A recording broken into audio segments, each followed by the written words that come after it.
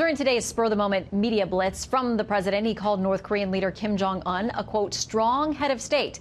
Then he made this comment that raised some eyebrows. He speaks and his people sit up at attention. I want my people to do the same. What did you mean just now when you said you wished Americans would sit up at attention when you spoke? I'm kidding. You don't understand sarcasm. All right, let's break it down with some more highlights from the president's surprise press gaggle with Reuters White House correspondent Jeff Mason. Great to have you with us tonight. Nice to be with you. Okay, so he got a second bite at that question when he had someone ask him directly about it.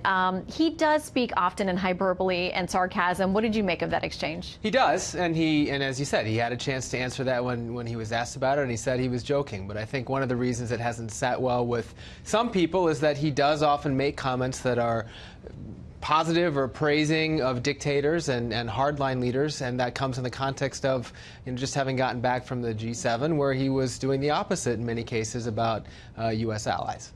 Well, and speaking of that, there is now talk about whether or not he will go and sit down with Russian President Vladimir Putin for a face-to-face meeting.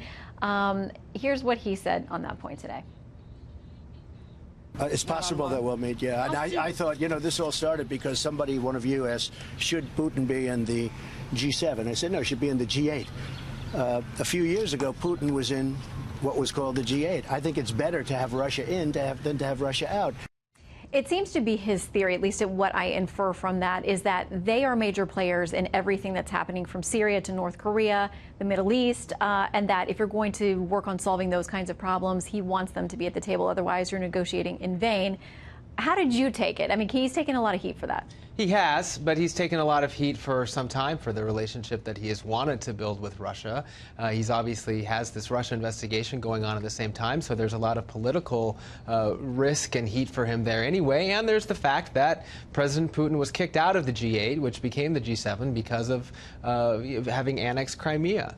So there are a lot of reasons from both sides of the political aisle for Russia not to be at that table. But the president, I think, as you said, I think his view is he wants to have a relationship with President Putin. He wants to have a relationship with Kim Jong-un. He wants to have a relationship with these leaders because he thinks that will be productive for the United States. He does talk about these different coalitions in terms of relationships, even when he was asked about going into North Korea and sitting down and, being criticized for not doing preparation, although we were told he was briefed repeatedly by Ambassador Bolton and Secretary of State Pompeo.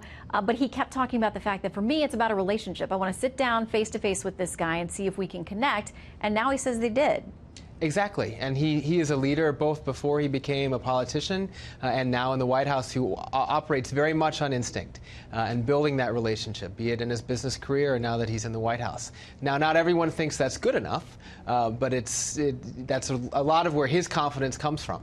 Were you surprised at all by this today? I mean, obviously he had talked about that he was going to be on the White House lawn to talk to Steve Doocy from Fox and Friends. And of course, he didn't give much warning about that. Well, no, but once you see him out there, then everybody else is scrambling to try to get him on his way back in. But sometimes I think he prefers off the cuff, and you can get good stuff from him, at least interesting stuff. Oh, I do too. No, I think he likes to surprise people. He likes to surprise reporters, and he does come and talk to reporters often, whether it's what he did today, which was unusual for sure, or when it's on his way to the airport, to the helicopter on his way to Andrews Air Force Base.